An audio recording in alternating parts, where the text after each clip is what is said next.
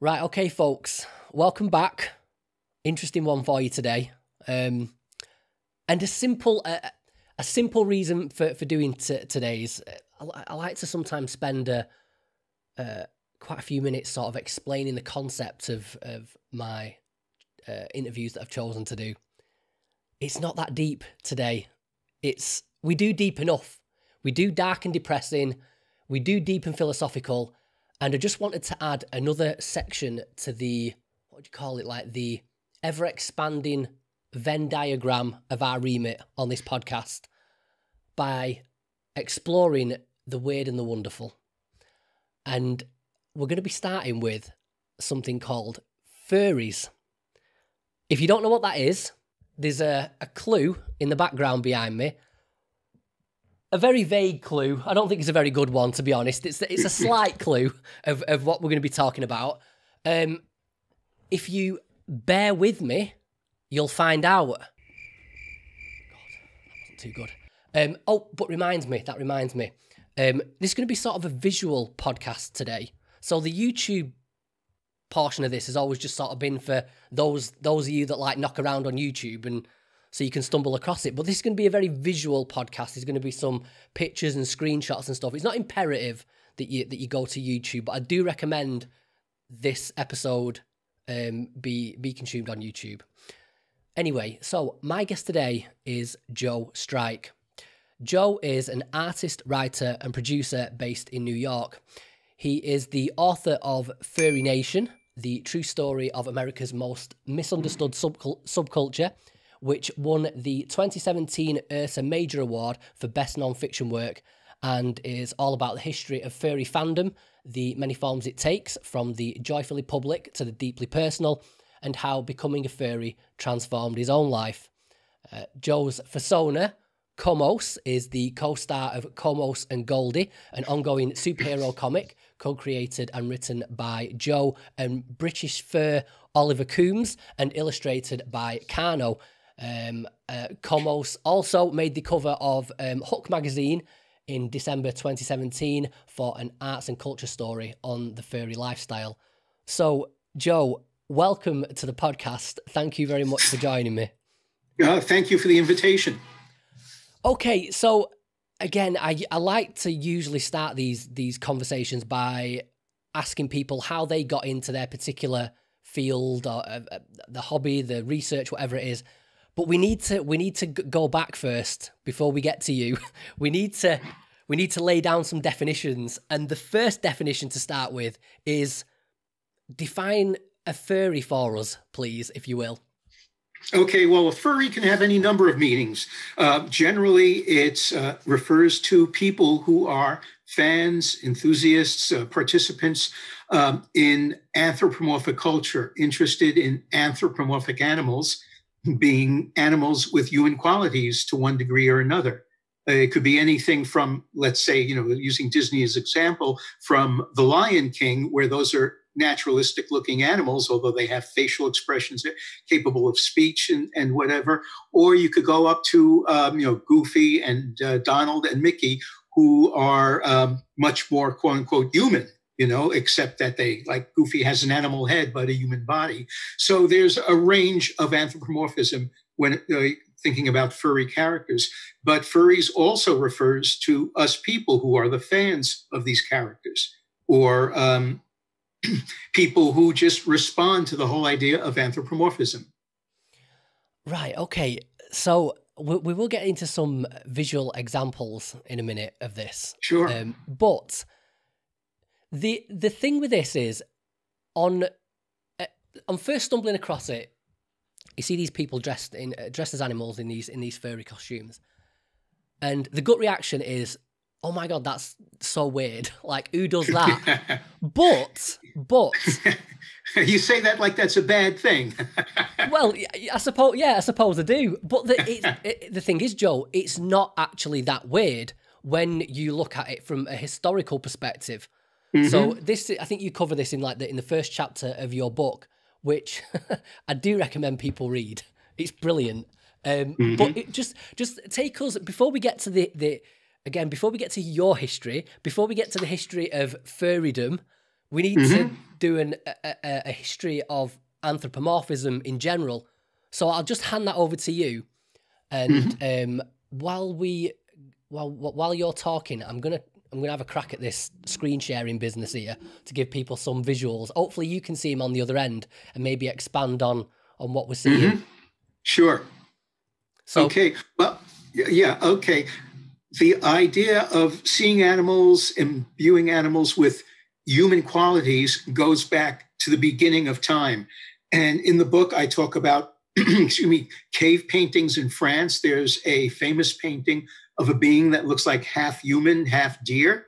Okay, there we go. Now you can talk about Egyptian mythology, Egyptian religion, and you can see so many of their gods have animal heads. Yes. So, you've got, the most famous one is, God, I'm blanking out his name right now. How embarrassing. But you see Horus there with a falcon head, and Tauret, looks like the name there, with a crocodile head. And Tauret, the other gods as well. A lot of societies, a lot of early tribal societies see various animals as supernatural or as deities. And I think that's something we've lost now. I think we don't have the same connection with animals in our day-to-day lives that these people in ancient times did. There's a Native American taking part in the eagle dance, and you can see he's wearing wings, he's wearing feathers and a mask that looks like a bird's head with a beak.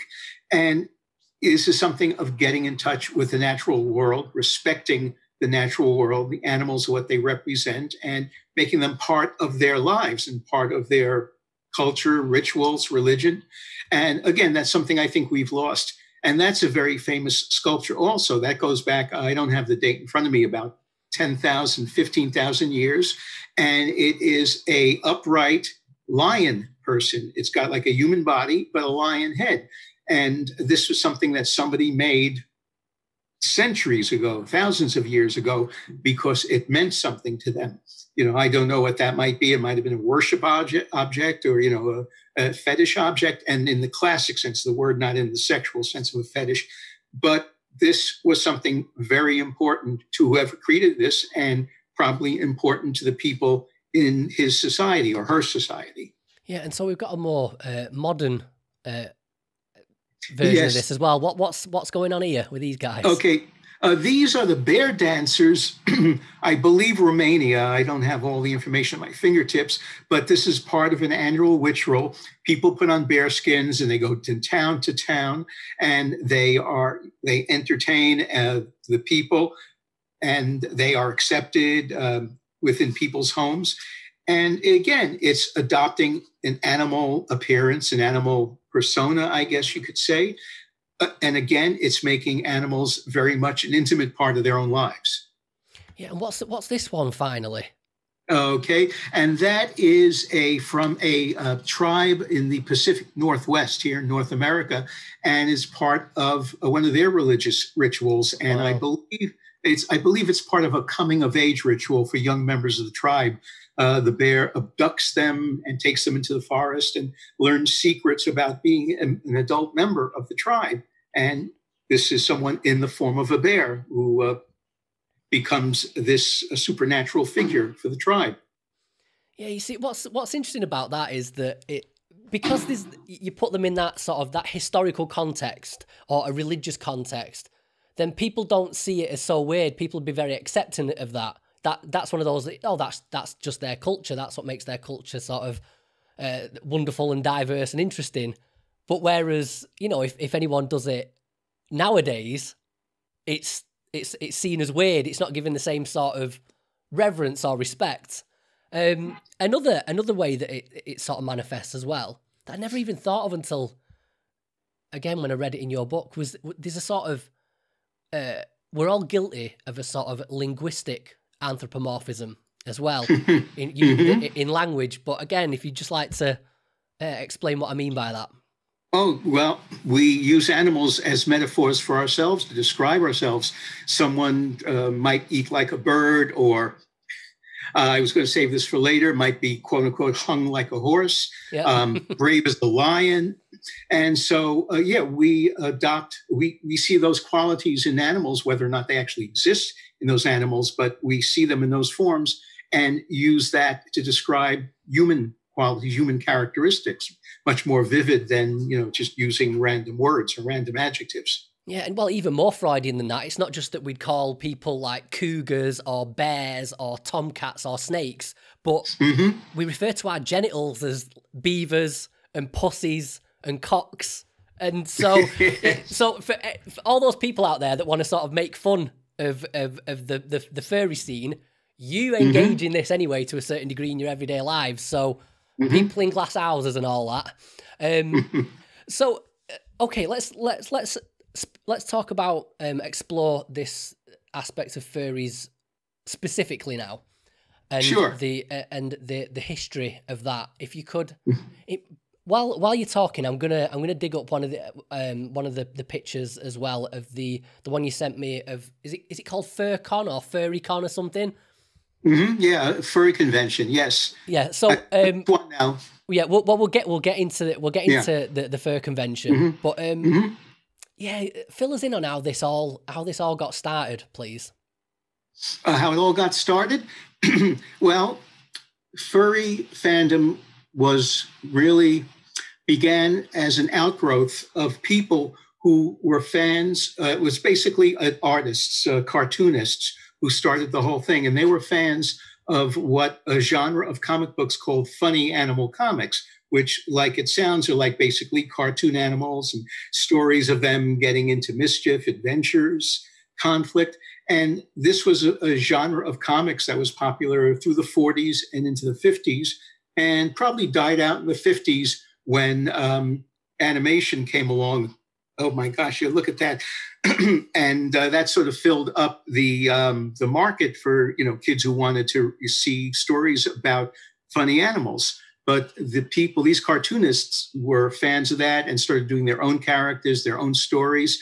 They would meet up at science fiction conventions and they would hang out in a room with sketchbooks and compare notes, or they would watch videos of their favorite cartoons. And after a time, enough people got together so they couldn't fit in a hotel room anymore. And that's when the first furry convention started, like in the mid-1980s. And I think the very first furry convention only had about 65 people who showed up. This past year, in December, Midwest Fur Fest held just outside of Chicago. The attendance was 10,700 people. So you can see it's grown a bit. This picture we're looking at, this is from Anthrocon, I think about 2 years ago. And part of every furry convention is a fursuit parade and gathering for a group photograph. And there's got to be, I don't remember the exact number, somewhere between 1,500 and 1,800 people in fursuits in this photograph. And this, I think, sets some sort of record for that many people in one place suited up. I'm in there somewhere. I can't even begin to find myself. But I know where you are, Joe. You are. There you are, right in the middle there. Okay, let's see. Where am I now? Okay, and there I am. That's me. That's Komos, the Komodo dragon. And if you go back there, can you go back in? Because right about 2 people away from me is my partner, the walrus, just sort of behind me over there. Yeah, that is, his character's name, his fursona is Royce. And he's a very elegant, dapper walrus. His real life name is Mark, and Mark refers to him as sort of a champagne villain, someone who, might be at home in an episode of Batman TV series. But yeah, and you can see the amazing variety of creativity. All these costumes were custom made. That is a cottage industry of people all over the world who make these suits up for people who don't have the skills themselves, but want to become their fursona. So you will have art, pictures of your character, description. You'll give them to a suit maker, and they will, from scratch, construct the suit for you, so you can become your fursona.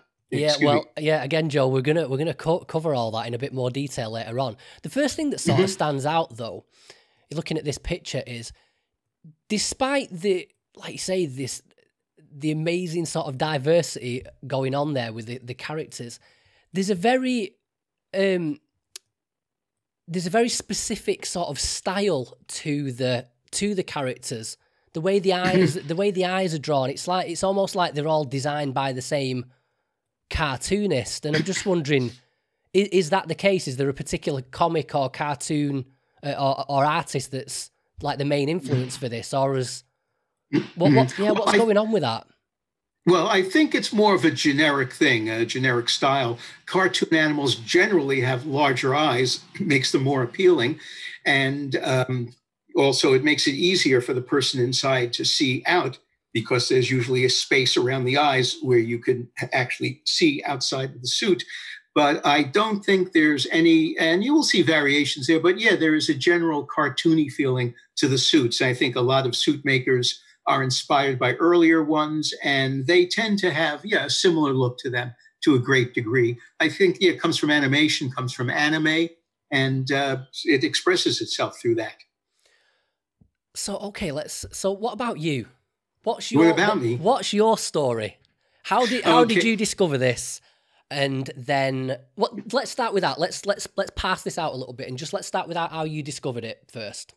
Okay. Well, I can talk about specifically how I discovered Furry Fandom, or I can talk about how I evolved into someone who had that fascination with animals before discovering there was the fandom. Because take us on your journey from being into the anthropomorphic aspect anyway, and then how you came across the lifestyle itself. Okay, I just have to preface it by saying almost everybody I've spoken to in the fandom had a pre-existing interest in anthropomorphic characters before they learned that there was a fandom, a community of like-minded people. And for so many people, myself included, it was a moment of revelation that I'm not the only one. All this time in my life, I felt like I was kind of weirdo because I like to imagine myself as an eagle or a lion. And then I discovered, no, you're far, far from being all alone. There are tens of thousands of people all over the world who feel just like you do. Now, for me, it might have something to do with the fact that I grew up in a candy store. There's an old expression about being like a kid in the candy store. That was me for real. My folks ran a candy store in Brooklyn, and the wall of comic books were like my lending library. Most kids had to buy them, and those were smart ones who saved their comics, now worth $50,000. But I just read them and put them back on the shelf. And my favorites were the funny animal comics. Now, they didn't have the huge variety. This is like late 50s, early 60s, because the genre was beginning to die out. But there were quite a lot of cartoon animals that never got into actual cartoons. They would just exist in comic books. And then you also had the comic books about, the Looney Tunes characters, the Disney characters. And I loved them. I mean, I would just read these things. I would devour them. And then there were also the cartoons. At that point in time, again, like I'm a child of the 50s, on what they call a gray muzzle in the fandom, by the way. But I didn't invent that word. I'm not sure if I would have come up with that. But the cartoons, the Looney Tunes were on 7 days a week, after school, Saturday morning. The Disney cartoons were on, other studios' cartoons. So I got to see these characters, I want to say for real, but in motion, live acting, talking. And there was something just so fascinating and liberating about it that I wanted to be in that world. I wished I could be one of those characters and have that kind of fun and freedom that they did. So this was something, again, that started in my childhood. And as I grew up, I never lost that interest. In the book, I talk about sneaking off to see Disney Sword in the Stone when I was like 14, because back then, Disney wasn't like something for everyone. Back then, a Disney cartoon was just for little kids. And I couldn't admit to anyone that I wanted to go see the Sword in the Stone, and see Wart turn into a fly or a fish or a squirrel, and see the duel of the wizards with them turning into various creatures after another. But nowadays, cartoons are for everyone. But so anyway, this was something that was always, in the back of my head. Sometimes I would do drawings of my own characters and such, and forever thought that I was the only person like this.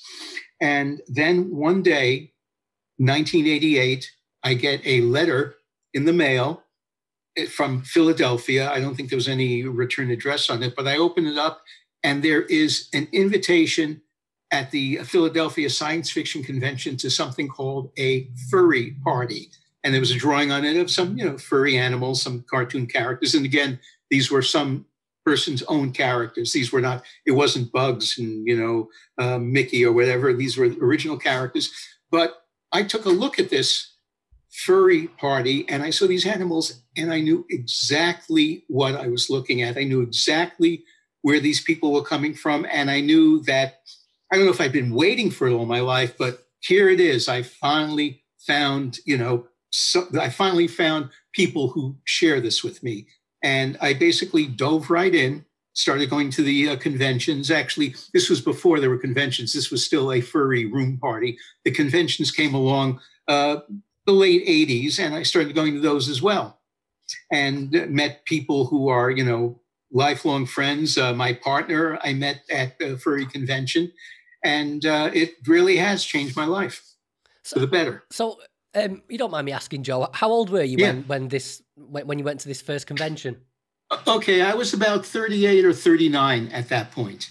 And I was 38 when I got the letter. So, I mean, again, it makes me a gray muzzle. The fandom now currently is very young. It is like almost predominantly people in their 20s, maybe late teens, early 30s. In fact, there is, I mentioned gray muzzles. There's a gray muzzle group on Facebook. Anyone over 30 is considered a gray muzzle. So that's how young the fandom is. And I think it's wonderful because it's growing, continues to grow. And I think it's going to be around long after the original furs are gone. Was there something, you see, I'm thinking about going back to my childhood and remembering the, superheroes and things like that, characters on films that that I wanted to be those characters. But I have to say, I didn't ever. I used to love the Looney Tunes cartoons, particularly Wile E. Coyote. Always been a bit of a hero of mine with his persistence. But I don't think I think there's something different relating to the animals in a sort of physical sense. I guess it was that, I love those cartoons, but I never wanted to be in the cartoons. I never wanted to be part of it. I never wanted to be those people. But was it the opposite for you, that you didn't relate to the people, but you did relate to the animals? Well, I didn't have a lot of friends when I was a kid, so there might have been a degree of taking refuge in this imaginary world. And most kids watch these cartoons and never gave them a second thought. But for me, there was an identification there and a sense of liberation that made them very appealing to me. And when you first went to this convention, you meet all these people that are dressed as animals.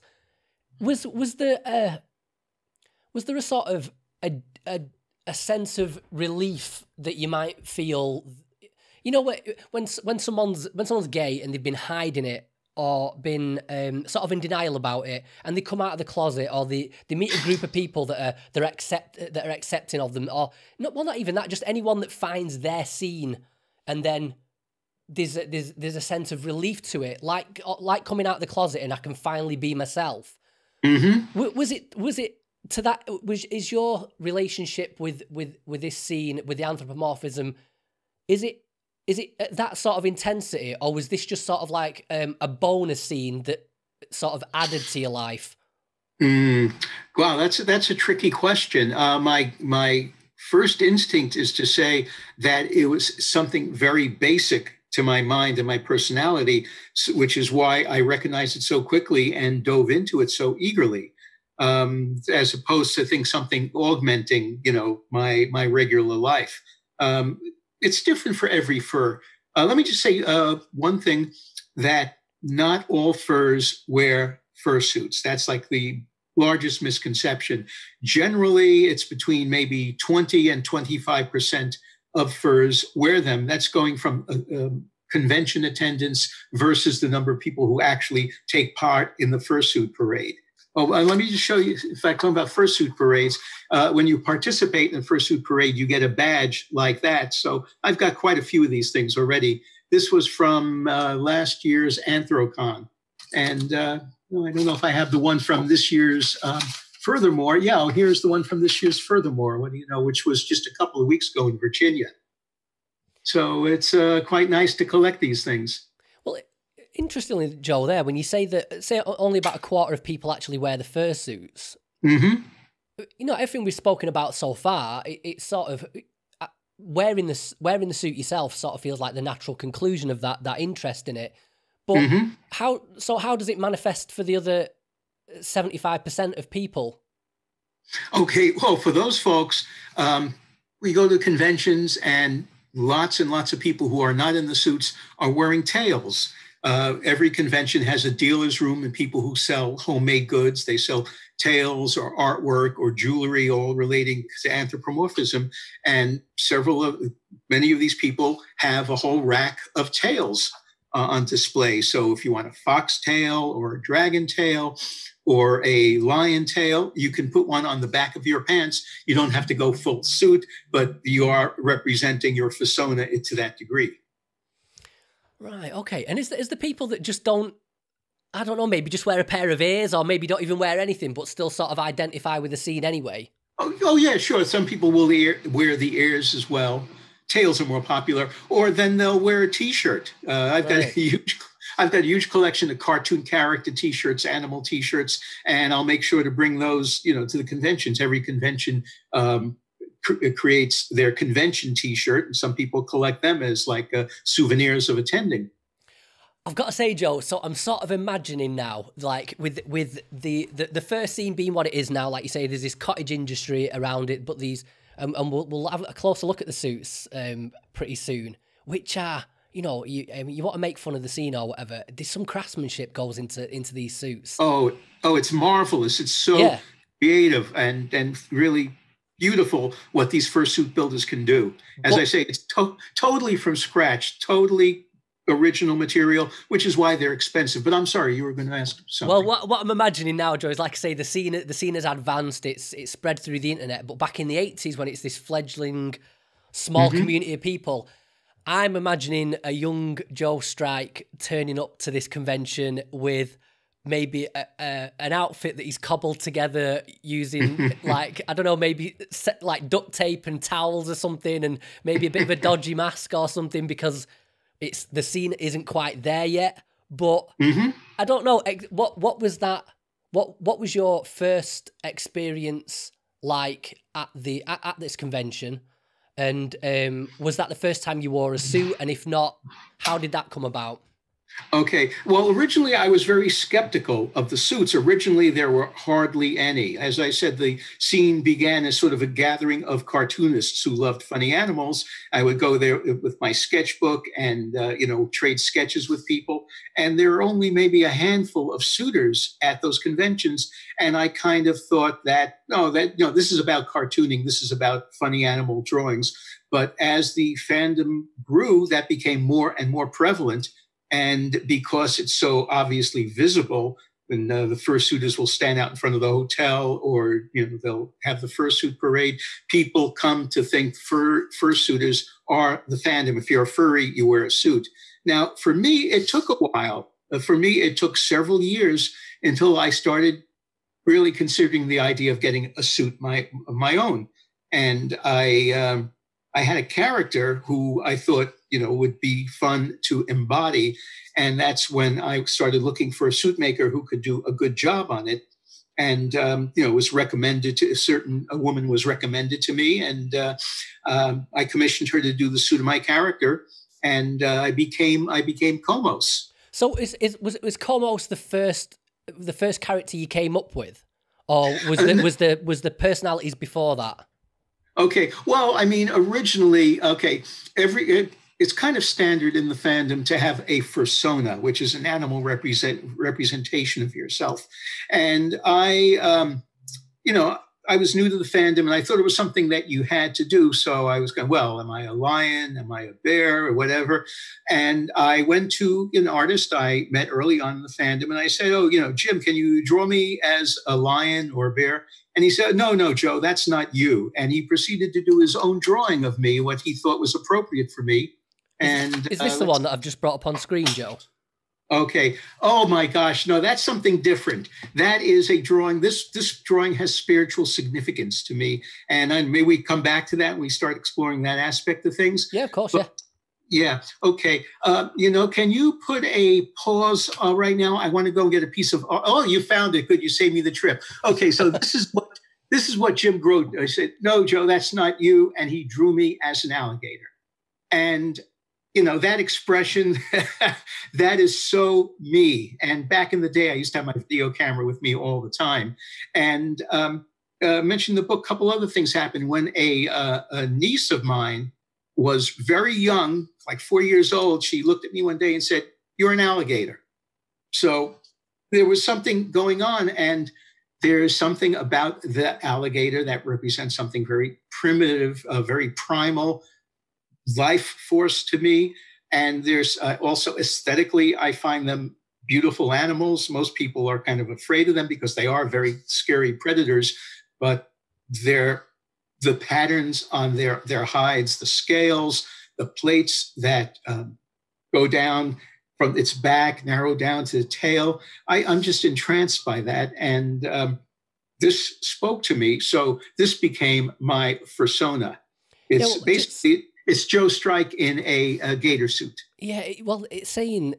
So this is a quote from your book. It says yes. That a fursona, an animal fursona, expresses an inner, often truer self, but sometimes takes a while to discover who that beast really is. What do you mean by a truer self? So I think something gets to the essence of yourself.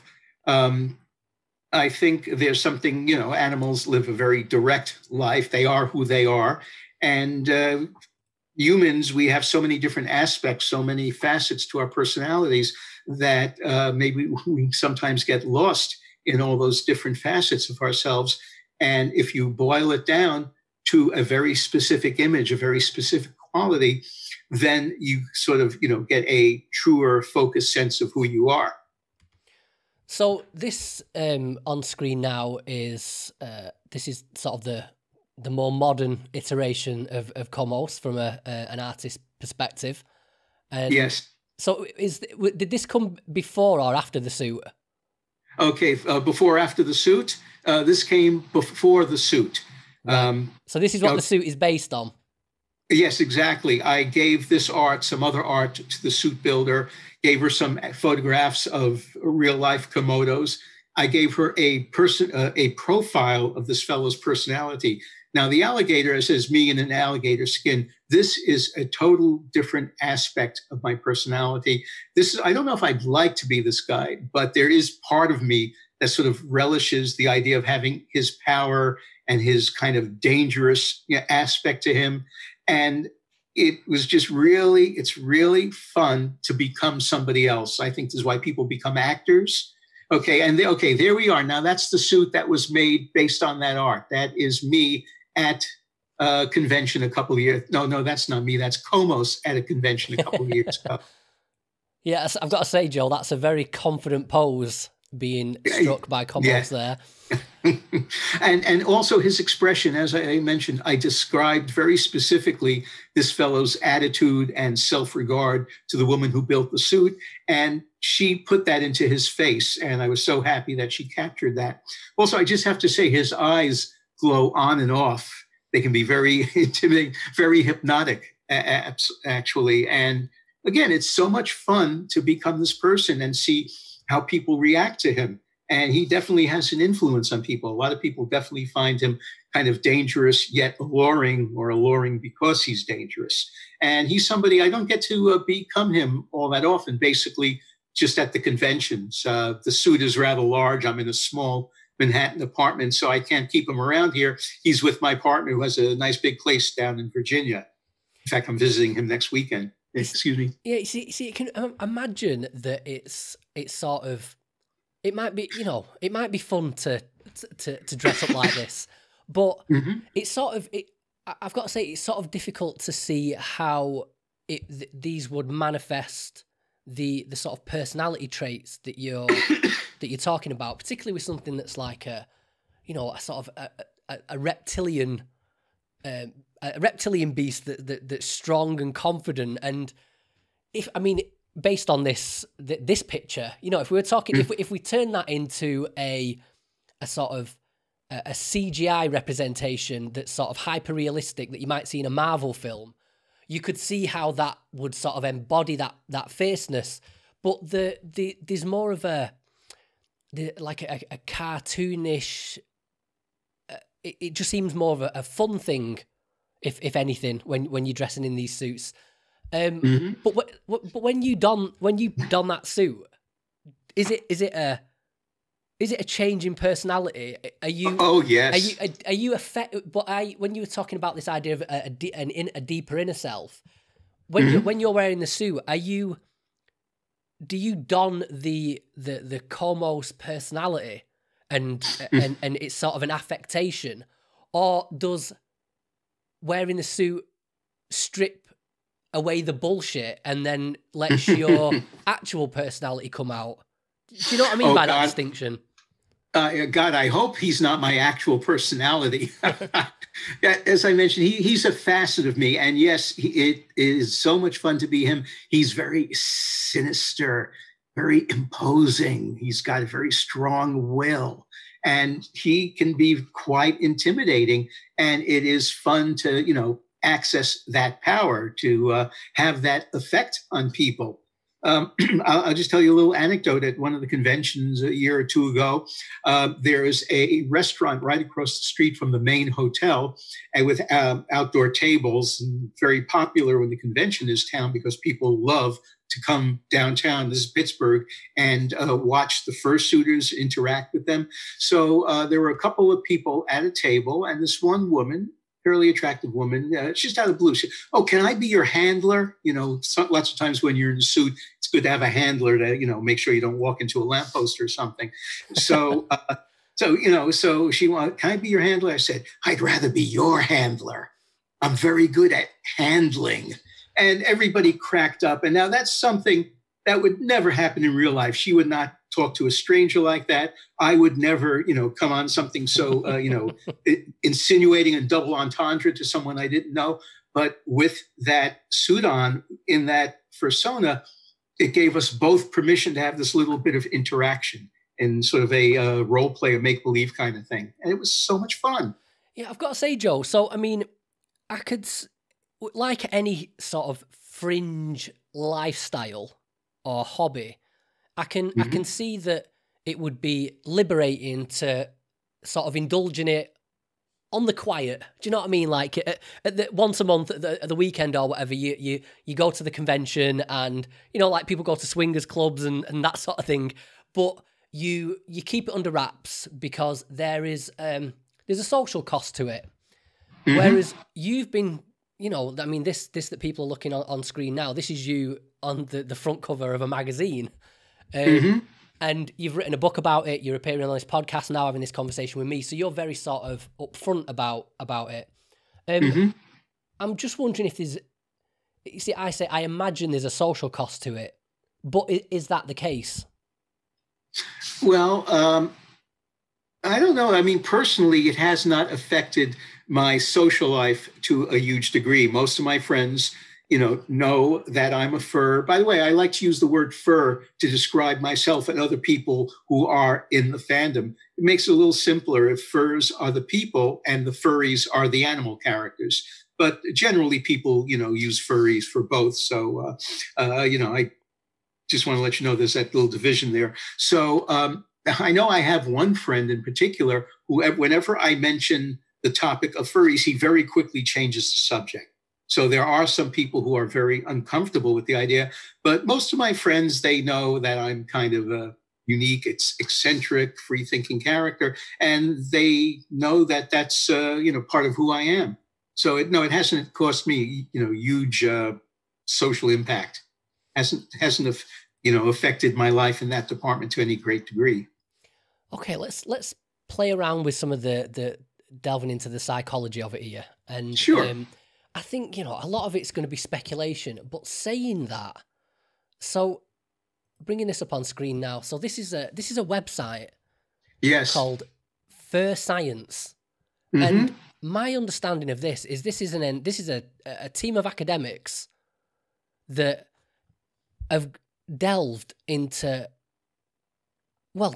done a deep dive into the psychology and the demographics and all sorts to do with the furry lifestyle. Each of these links that you can see on screen now, we've got there's about 150 links here, are all linked to various studies and papers that have been written on this, which is equally fascinating and brilliant that it's being explored like this. But one of the most interesting things for me is, so we're going on to, so this is species popularity. So if we look here at this graph, so this is the popularity of the various species. And up at the top here, we've got hybrids. They're the most popular. Then wolf, fox, dog, and then big cat, and then dragon. And then right at the other end, with hardly anyone, we've got insect, canine, which I'm not quite sure why that one, because canine is surely the same as dog and I would think so too. And yeah, wolf and fox. Maybe it's maybe people are very specific about their orientation or something. But what's interesting there is, so at the top end, you've got the animals that are the sort of, the mammalian animals, and dogs are man's best friend and all that. And then at this other end, you've got insects, which just about scrapes over the 0% mark in popularity, with ferrets, squirrels, and why do you think that is? Well, I think it's because all vertebrates all have a basic physical structure similar to human beings, a torso, 4 limbs, a head. Of course, the animals have tails. Most of the animals have tails that we unfortunately do not, but it's easier to, I think, identify that with an animal that has a basic similarity to your own body. I mean, bears may be the most human-like of all, since they stand upright. They have what's called plantigrade feet. This is kind of terminology you learn in the fandom. Plantigrade means their entire foot is on the ground, as opposed to a digitigrade animal like a horse or a dog that is basically standing on its toes or standing on the equivalent of a toenail. But insects, they're not primates. They don't fit that template at all. And it was only in recent years I saw like 1 or 2 people in an ant suit or a similar kind of insect suit. So the fandom is broadening out enough to at least include a few people like that. But I'm looking sideways at the various species. And yeah, reptile is right down there between raccoon and other. Yeah. And then the next chart below are hybrid species, which is something I was not aware of. And I kind of find that's, again, this is a very, very creative fandom, a very creative community where people can create their own identities. I always compare it to a science fiction or a comic book convention where you're going to get, like a half dozen Batmen and a half dozen Luke Skywalkers. And whereas in the furry world, you're going to get all sorts of different species, but they're all characters of the person's own creation. I've seen a handful of suits based on commercial cartoon characters, but very small, just a handful compared to the thousands of people who have become their own characters. Yeah, what is interesting about that the spread of demographics there is that you would think that these demographics would be more equally spread, because if people were getting into this and then purposefully looking at everybody else around them and going, no, I want to do something different, then the graph would level out, because everyone would be trying to be different from one another. Everyone would be trying to pick a different species, a different hybrid, and the demographics would level out. But it's interesting that this shows that people aren't necessarily going for originality. They're not looking at people around them and going, I want to do something different to them. They're just manifesting the animal that they already relate to.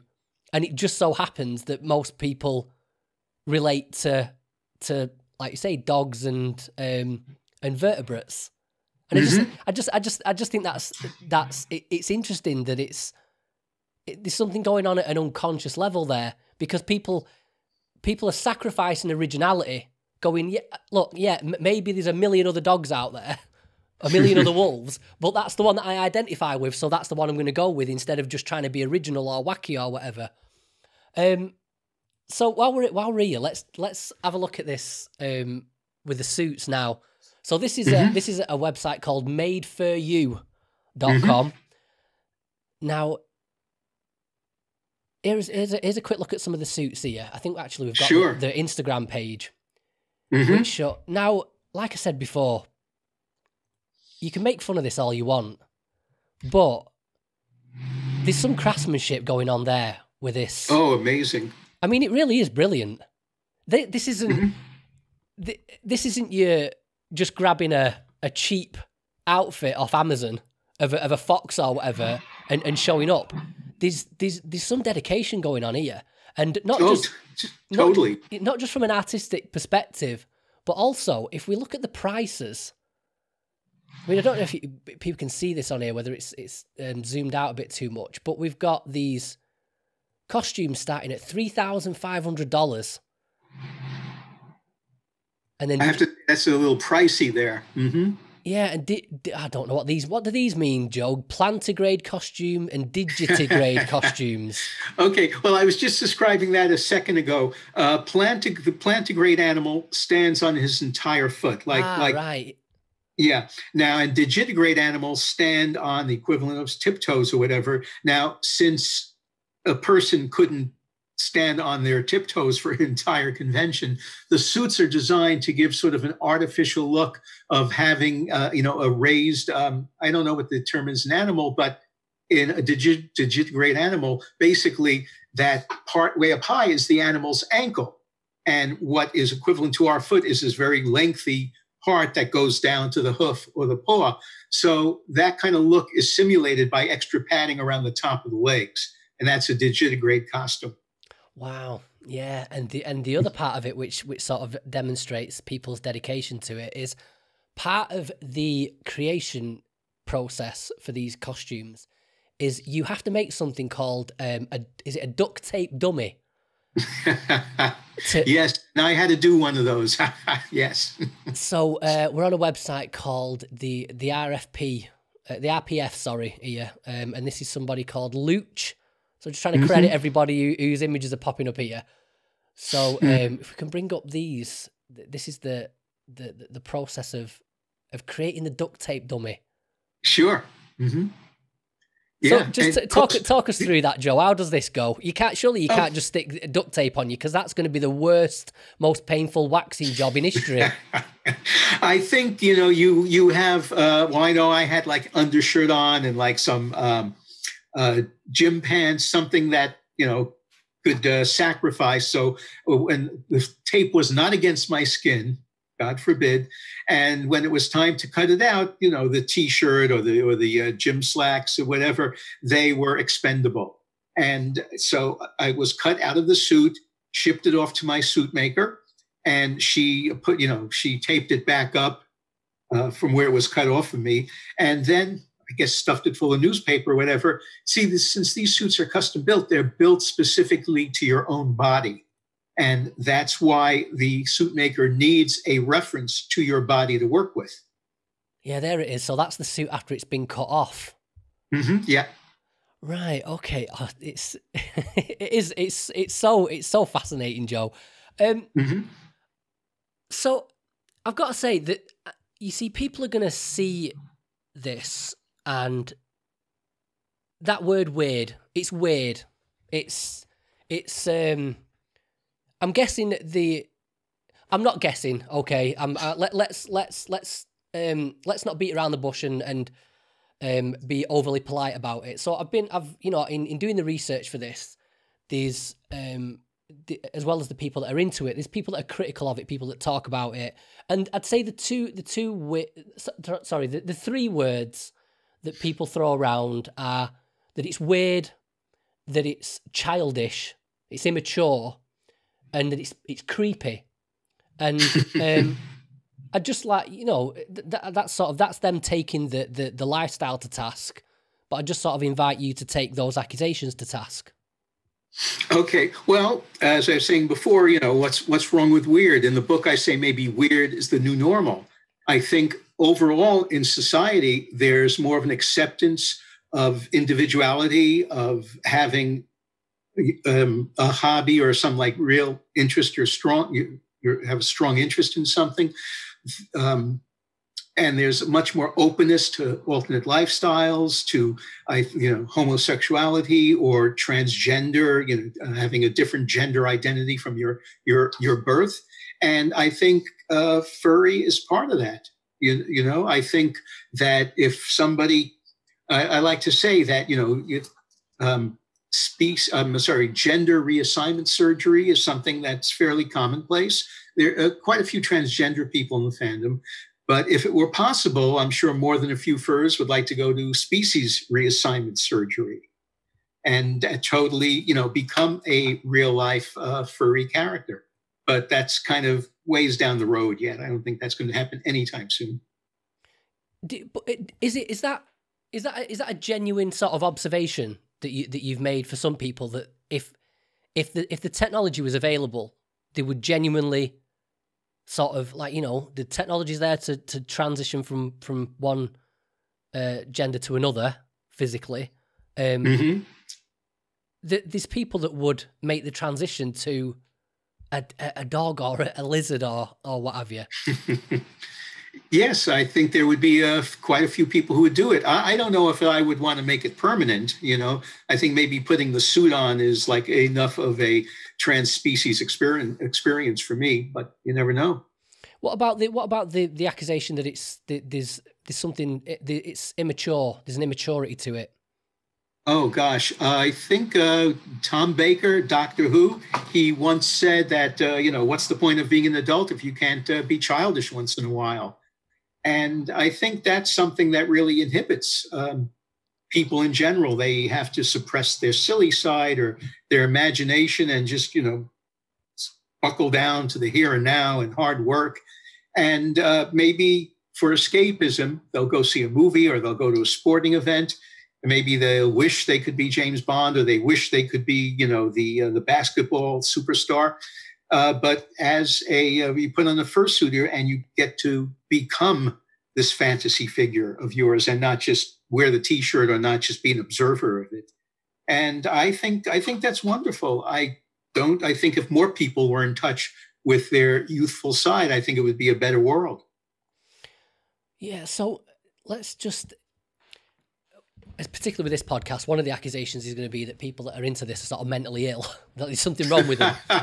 And so let's this is referring back to the Fur Science website here. Mm-hmm. Sure. Let me just throw that in there, talk about mentally ill. There are some furs, I know a fur who works in a mental health clinic, and he told me the story about a furry who went there and started describing their fursona to whoever was interviewing them. And this doctor or therapist, whatever, was all set to declare this person schizophrenic. And this fur who works in the clinic had to explain to this other therapist, no, that's not what it's about. It's not about, having a split personality. It's about having an aspect of yourself you can liberate via the fandom, via a fursona. Yeah, well, so just having a look at these here. So this is a life satisfaction scale compared with other fandoms. And it's here. So the well-being of furries was compared across fandoms. Furries did not differ significantly from convention-going anime fans or fantasy sports fans, and were actually higher in life satisfaction and self-esteem than online anime fans, all groups which experience less stigma than furries do. And then there was I think is it this one, psychological conditions. there we go. So across several studies, furries were shown to be no more likely than non-furries to experience anxiety in their day-to-day lives, and were diagnosed with anxiety disorders at a rate no higher than the general population. I think the same is for depression as well. No more likely to be diagnosed with depression, no more likely to be diagnosed with attention deficit hyperactivity disorder. But the interesting ones is that it says here, of all the conditions studied, there was only one where the prevalence rate is possibly higher than in the general population, and that's Asperger's syndrome or high-functioning autism. Approximately 4% of participants indicated that they had been diagnosed with Asperger's.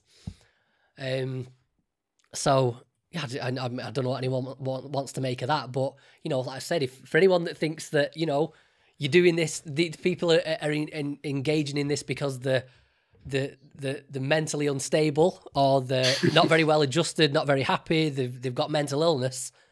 Apparently that doesn't. Apparently, and we like, you know, not a fan of speculation and anecdotal evidence on this podcast, and the data's there to back up that just simply isn't the case, which is very interesting.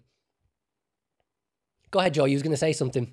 No. Well, I was going to say that the furry community is very welcoming, and I think people who maybe feel at ease in society, ill at ease in society in general, they can go to a place where they are accepted with whatever eccentricities that they might have. I know Asperger's is supposed to be a condition where you're not quite aware of social cues.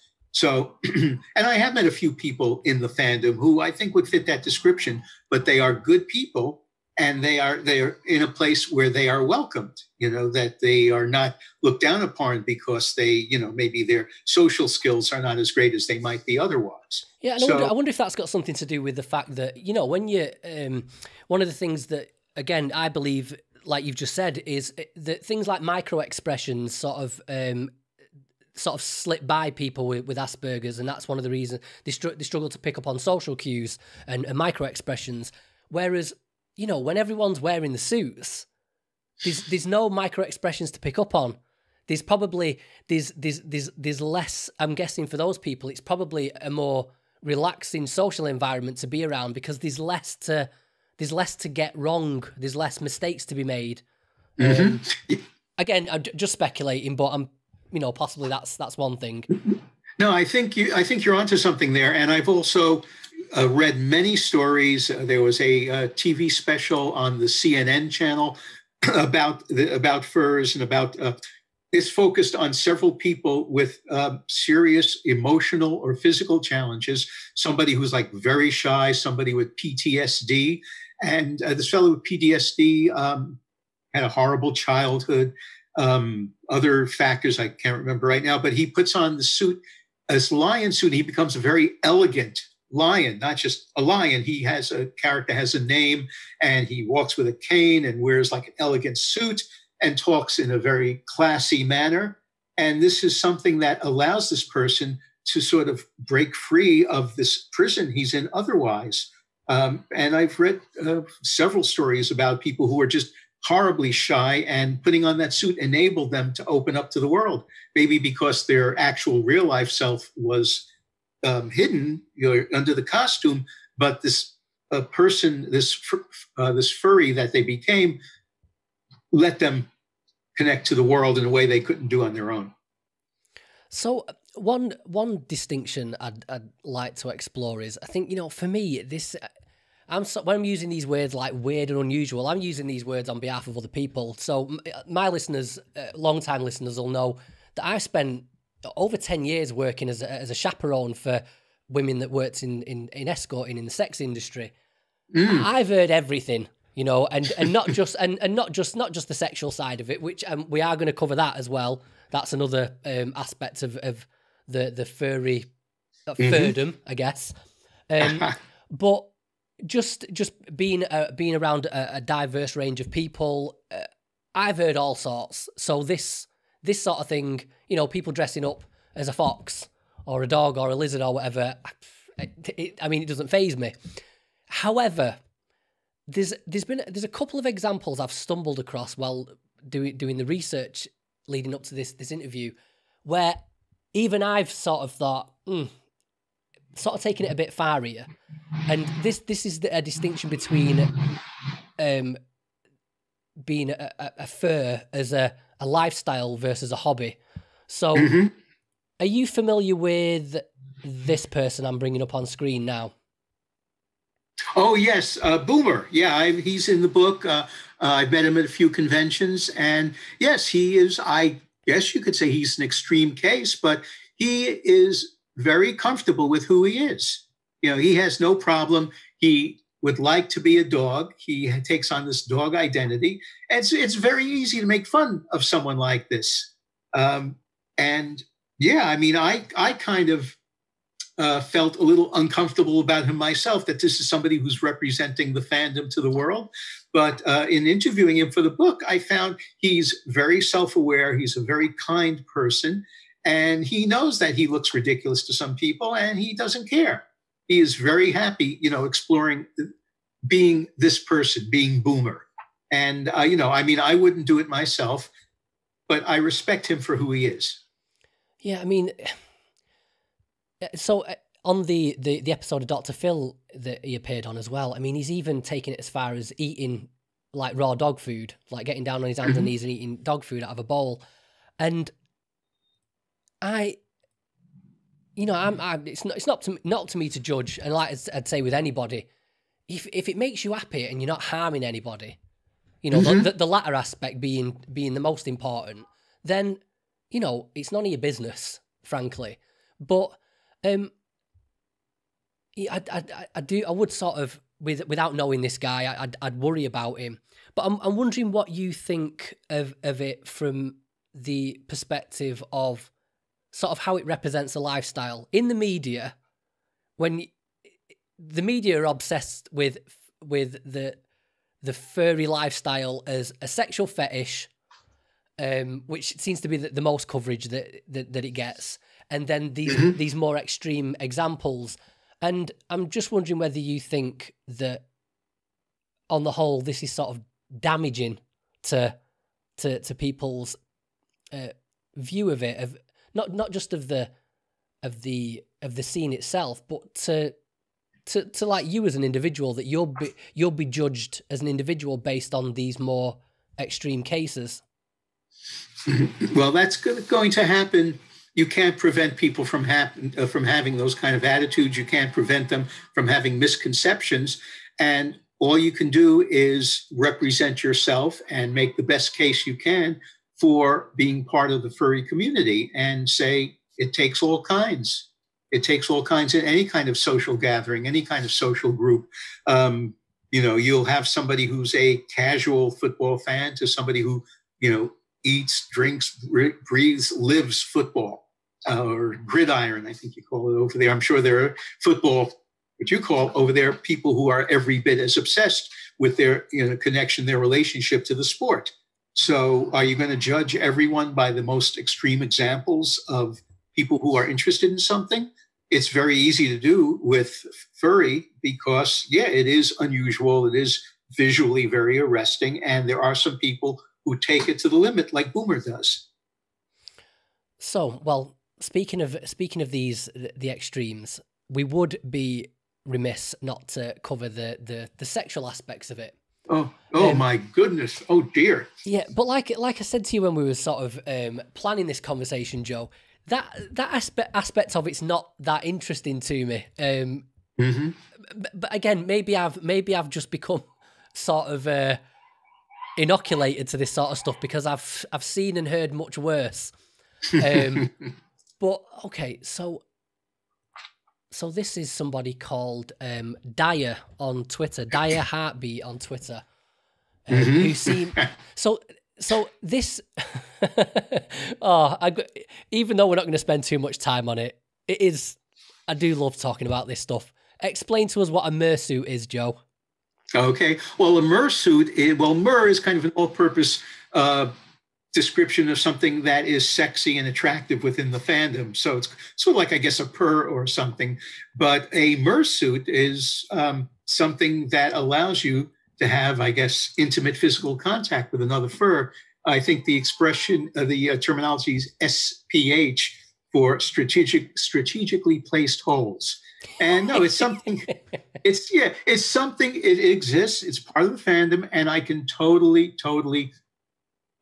relate to that. I can totally acknowledge it because, and this is something I say in the book, animals are symbols of ourselves. They represent, among everything else, they represent something mentally, emotionally, spiritually, but they also represent our physical selves. And our physical selves include our sexual selves. And we were talking before about, animal euphemisms for our sexual organs. So there are people out there who can access their sexuality via a fursuit, or maybe they just put it on for a little extra fun. But yeah, it's out there. It's part of the fandom. And you can't deter a lot of people from believing that is the entire fandom. And no, it's an aspect of the fandom, but not its totality. Yeah, well, I mean, just to back that up again, so we brought up another study from Fur Science. I've got to say, Joe, it must be fun working at Fur Science. It beats pissing about pouring chemicals into jars and studying other boring aspects of psychology. But so here to the extent that furry porn influenced fandom entrance. So what porn is the draw, like it's the sexual side of it which has drawn people into the lifestyle. And for down here for completely, it was purely sexual. For females, nothing. For males, we're looking at about 5%, whereas up at not at all. We've got females there up over 60%, and males up over 25%, saying that porn had absolutely nothing to do with their interest in getting involved with it. What else have we got here? So, preference for erotic furry media. See, I've jotted these down, and can't quite remember what they were. AKA furry porn, yeah. Yes. So, yeah, again, the predominant statistic there is that there's no strong preference for furry porn above any other kind of porn. And finally, oh yeah, so this is fetishes, kinks, and philias. And so, yeah, the interesting part here was just that, according to the findings by these guys, is that people that are a part of the fandom. So I'll just quote it. So this is in line with several other findings from past studies suggesting that despite the perception of many by many of furry as a fetish, for most furries this is not the case.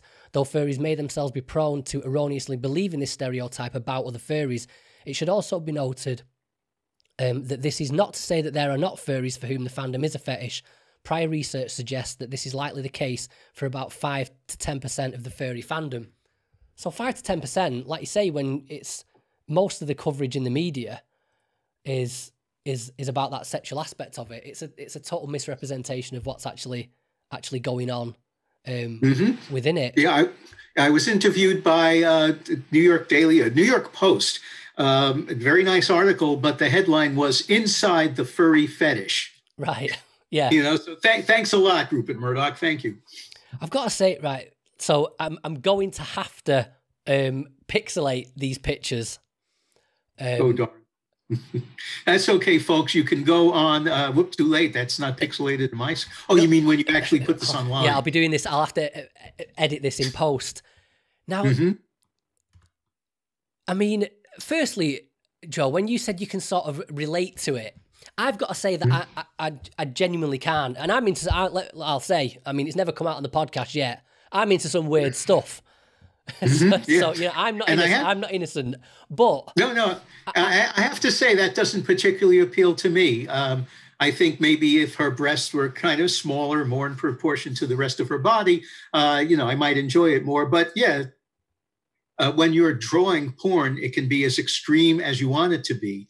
When you're taking photographs of models, it's going to be restricted to their human form. And lots of times the human form is not particularly perfect. But when you draw something, you can draw it exactly the way you want it to be. Or people will get, oh, good God, I don't want to see that either.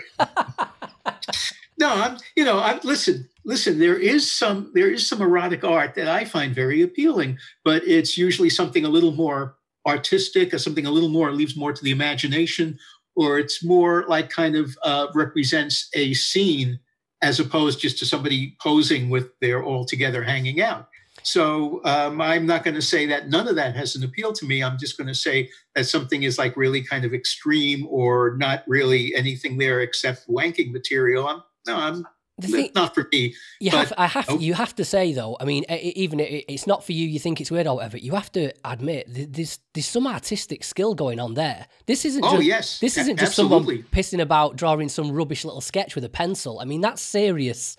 That's serious artwork going on there. I mean, it's really impressive. Absolutely. There are people who make a living. They're fursuit builders. If they're popular, they make their living creating suits for people. And there are artists who are so good, so technically skilled at their work that they also can make a living. They charge a lot of money to do something specifically to the liking of someone who can't draw but wants to see their fantasy realized in front of them.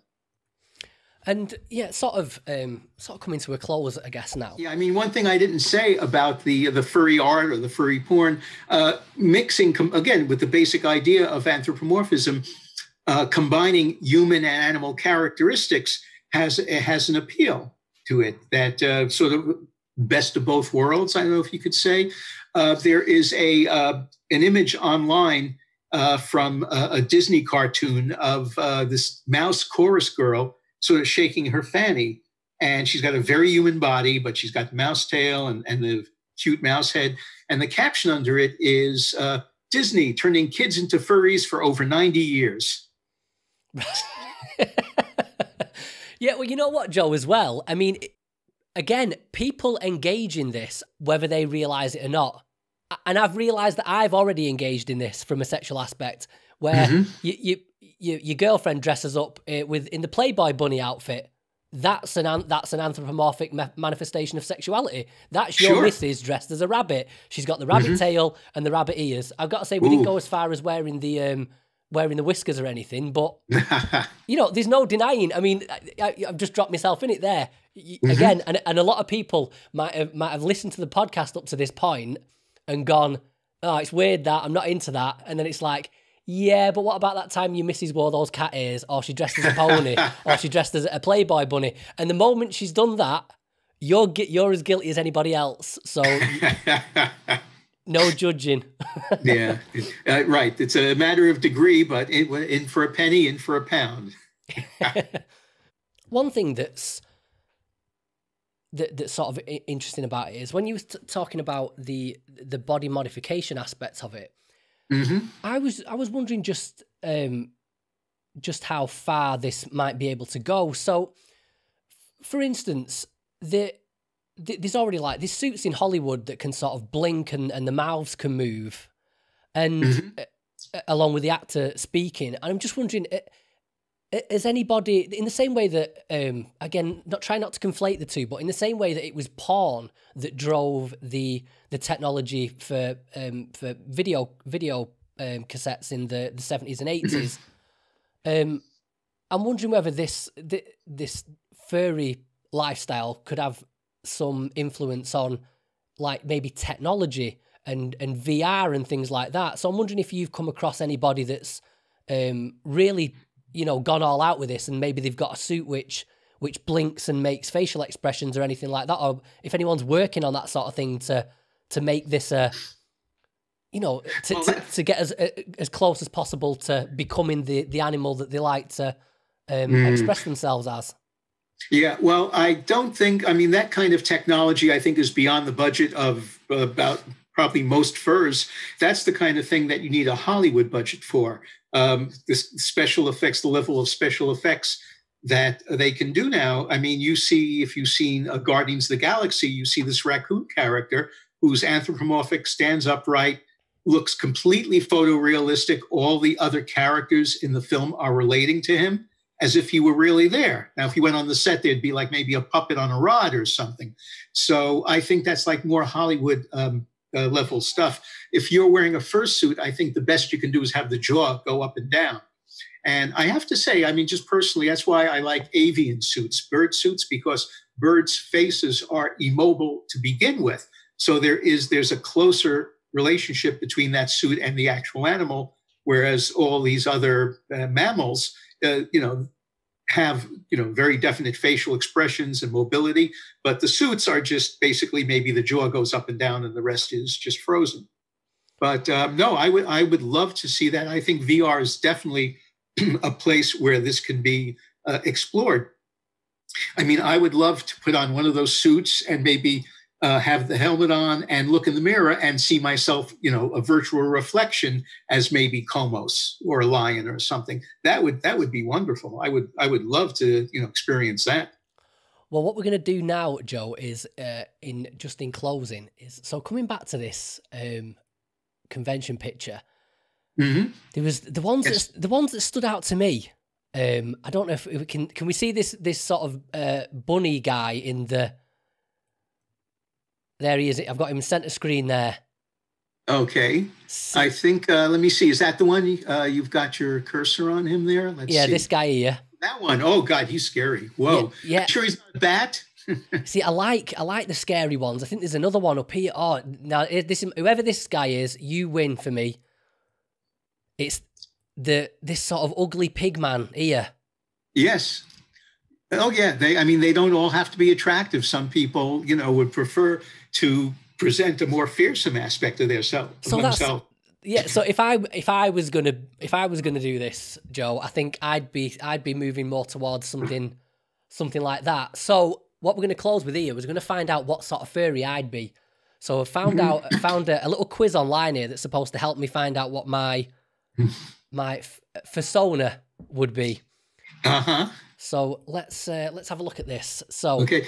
By the way, before we go, I would like to just touch on the spiritual aspect of furry because that's also part of the entire experience. But no. That's hey Joe. Let's not skip over that bit before we start talking about me.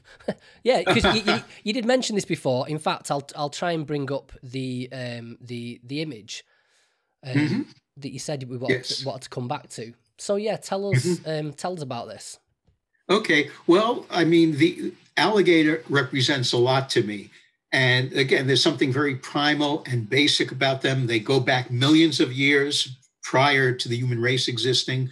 They exist under the water, on land, and they have some power to them that really resonates for me. And I mentioned that my fursona is an alligator, which is basically just me in an alligator skin, as opposed to Komos, who's just an aspect of me, a facet of me. But this picture is something that very significant to me. The alligator is protecting the little boy. It's his friend, his guardian, looking after him, keeping him safe and secure. And I like to say, sometimes that little boy is me, with a friend and protector. Sometimes I'm the alligator protecting that child, my inner child, if you want to use more of a cliche from, pop psychology. But I look at this picture and I get a sense of comfort and security. I don't want to say that there's an actual alligator spirit out there in the world or in the universe or whatever. I'm saying this connects me with something internal that makes me feel safe and secure and centered. So this is an important picture to me. And that's another aspect of how I relate to the alligator. So, well, I mean, sort of coming back a little bit to this idea of I don't want to use the word sort of extreme aspects of it, but again, on the face of it, if you're not going to be judgmental about it and you just think, well, it's just a bunch of people, having a bit of fun, a bit of escapism or whatever. How, and again, this is, purely anecdotal from the people you've met going to the conventions, but what would you think the divide is there for people for whom it is just a bit of escapism, that it's based on being fans of comic book art and anthropomorphic characters, and it's just something to do every now and again, compared to people like you've just said, where there's whatever it is, there's a deeper significance to it. I don't know. I haven't asked enough people about that. I know quite a few furs, and obviously there's tens of thousands of furs. Is that something that might be something more for the Fur Science Project, that they could sort of distinguish different degrees of interest in the fandom? I would think that, I mean, I'm just guessing, I'm just pulling numbers out of my hat. I would guess that maybe for 25% of the fandom, it's a very serious, emotional, spiritual connection. And probably for the rest, it's more of just like a hobby and escape. But that's total guess. I have nothing to back that up with. Okay, so let's jump back to this now and see. Sure. Let's see what my supposed fursona would be. Okay, so what's your age? Okay, between 31 and 40. Gender, male. See, I'm guessing it's going to be, my favourite animal is probably a dog. And I like sort of, I don't like little wimpy dogs, Joe. You know, I like dogs that are as close to a wolf as possible. So things like a German Shepherd, something like that. Sure. And watch this, I'm going to find out that my fursona's like a poodle or something now. Let's start with the basics of your personality. Which of these sounds the most like you? Shy, playful, adventurous, sociable, docile, or visionary? Oh, God, I'm definitely not adventurous. Playful, shy, I'm definitely not sociable. I'm going to have to go for docile. Oh, God, watch this, I'm going to be a slug. It doesn't sound very wolf-like. It doesn't, does it? How are you on hunting? I don't really hunt. I couldn't possibly hurt other animals. Too busy eating my last kill. Yeah, I don't really hunt. I've not necessarily got anything ethical against it if it's done properly. Which of the following do you think you would have the most fun with over the course of an hour? A book, string, prey, myself, wink, wink. A book. How would you describe your ideal relationship? Lots of cuddles and petting. Relationship, yawn. Just a normal couple, or sex and lots of it. Go ahead. Yeah, I do, Joe. It's shallow, but I'm going for sex and lots of it. What is the best activity? Flying, swimming, sleeping, hunting, smiling. Flying. A flying wolf. That'd be an interesting hybrid. Or a flying wolf slug, maybe. If a loved one presented you with a collar, would you wear it? No. Would you put a collar on your loved one? Yes, it shows my love. How are you with monogamy? One partner at a time. I'm very faithful to my partner. I try my hardest to be faithful. I screw anyone that offers. Why shackle yourself? Be free. Me and the missus are up for a bit of swinging, you know. Why shackle yourself? How dangerous are you? You run away unless you want to die. I'm safe unless you hurt someone close to me. That one will do. What's your best feature? My personality, my knowledge, my body, my razor sharp teeth. Well, it's not my body. My knowledge or my personality. What do you think, Joe? I'd say knowledge. I'd go with knowledge for you. Let's go with knowledge. Okay. What am I? I'm a dragon. Cool. Dragons are very popular in the fan. Dragons are popular in general society. I remember seeing a little kid wearing a T-shirt. I'd rather be a dragon. So maybe he'll be at a furry convention 10 years from now. So the most powerful, intelligent of all animals, you're the stuff of legends. While normally docile and difficult to anger, you can breathe fire on anyone that pushes you too far. And if that doesn't work, you still have those claws. You can even fly, enabling you to get a different perspective. However, if you get along with someone, they'll find you to be a gentle and protective person and feel very safe with you. Your biggest flaw is that you might be too difficult. It might be too difficult to anger you. Even in situations where you should be retaliating. However, you usually have time to correct that mistake. Can anyone outrun or outgun dragons after wronging them? You know what? I've got to say, I'll go with that. I'm a dragon. Okay. I'm a dragon. I need to think of a name now. Oh, God, watch this. We might have started something here, Joe.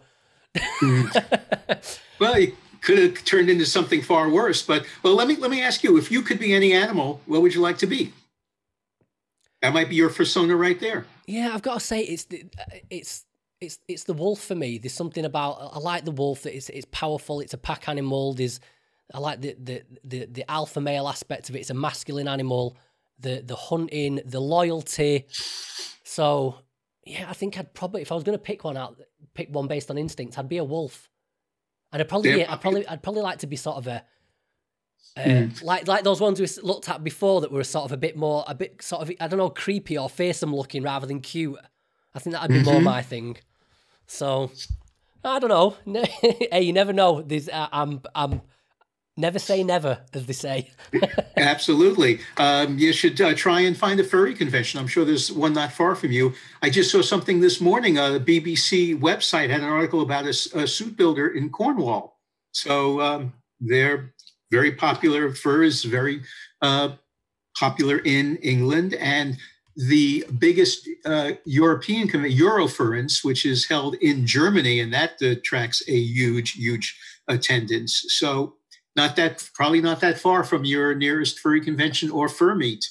So if you want to become that wolf or that dragon, I'd say, check it out. Well, I don't know. I'd definitely turn up to something like that, just to speak to people and maybe do an episode for the podcast or the YouTube channel. I don't know if I'm quite ready to well, I don't even know if I can afford a suit, to be honest, Joe. Like I said at the beginning, I'd be turning up dressed in a bunch of towels and a dodgy plastic mask all sort of duct taped together. But speaking of promotion, Joe, before we jump into the quickfire questions, if you'd like to just take a moment to, plug away and your website, your book, any projects, anything you're involved in that you'd like to make the listeners, the viewers aware of. Okay, well, there's the book itself, Furry Nation, and the website, furrynation.com. I just happen to have a copy right here. Hello. And the website, furrynation.com, there's like additional material. I'm in the process of expanding it, adding more material to it. There are no shortage of websites where you can see furry art, furry fursuits and everything. The most popular one is furaffinity.net. So I have a page on that too. And there are quite a few other furry websites, art websites. So Furry, Ink Bunny, there's quite a few. There are publishers, furry publishers. There is, we haven't even touched on that, but there are a lot of furry authors who create stories about anthropomorphic characters. Sofa Wolf Press is one. Fur Planet is another one. And if you want to read stories about anthropomorphic animals living in the all furry universe, or stories about genetically created furs living in the human world, those are places where you can pursue that kind of stories. There are comic book publishers, furry comic books. And as I say, there's like huge number of artists who sell portfolios or display their work online. For Affinity, you'll see there are thousands of artists on there. And some of their art is just jaw-droppingly beautiful. It's equal to anything a commercial artist could do. And this is just an outgrowth of these people's interests. Let's see, what else can I mention about that? Now, I've got another project. I wrote a book. This is something I came up with this character years before I discovered the fandom, but this is where my head was already going. A book about a shy teenager who turns into a Bugs Bunny kind of wise guy kind of rabbit, sort of a takeoff on the Hulk. I call it the Incredible Hair. And in times of stress and danger, transform him. I've been shopping that around to publishers. I haven't found one yet. So if you know any publishers over there who are interested in a book that I think is something for the kids to enjoy, and hers as well, please put them in touch with me. Okay, and what about this, Joe? This Komos and Goldie. Is this an actual comic book, or is it an online comic? Where can people find that? Okay, well, it's something that is not for sale, but when I sell copies of Furry Nation, I include a copy of the book as well. Oliver Coombs and I, who lives in Enfield outside of London, created the book, and we are. You can see it's also an ad for the book, but it is his character, who's Goldie, and mine, Komos, there, sort of like a danger-loving team. And I'm one of the very few people whose fursona has his own comic book, and it's a wonderful another aspect of escapism. I can become this character in paper as well as in my suit. So, is that Goldie character? Is that just the character that someone's created? Yeah, that's Oliver's character. Ah, right. You see, I was wondering whether that was actually like a female friend of yours that just sort of paints herself gold and turns up to the conventions, which would be extremely brave. I would love to see that, but not yet. No. Although Oliver has shown me some pictures online of gold painted women, so there are, that is out there. Right. Just not sure if I leave the studio. Right. Okay, Joe. So as always, as you all know, I will include links to everything Joe's just mentioned there. I'll dig up the links. I'll include them in the show notes, including a link to the book and anything else Joe's just mentioned there. We're going to jump into the quickfire questions now. Sure. But as you know, folks, you don't get these for free. You have to sign up on Patreon to help me pay these ever-increasing hosting bills for this podcast. So that's patreon.com/Maui or MOWE, patreon.com/MOWE, $2 a month. We've got all the other quickfire questions on there. We've got some AMA, Ask Me Anything episodes. Couple more of them are coming out soon. Some extra blog posts and always posting more things on there. I think we've got about seven hours of content on there available for anyone that's interested. So anyway, that's enough of the sales pitch. Okay, Joe, what is the best book you've ever read and why is that the case? Oh my gosh, so many books. One of my favorites is The Amazing Adventures of Cavalier and Clay by Michael Chabon, which is about the birth of the comic book industry. Very, very enjoyable. No furries in it, though. Sorry. Okay. What negative experience has had the most positive effects on your life? Ooh, negative into positive. Oh, gosh.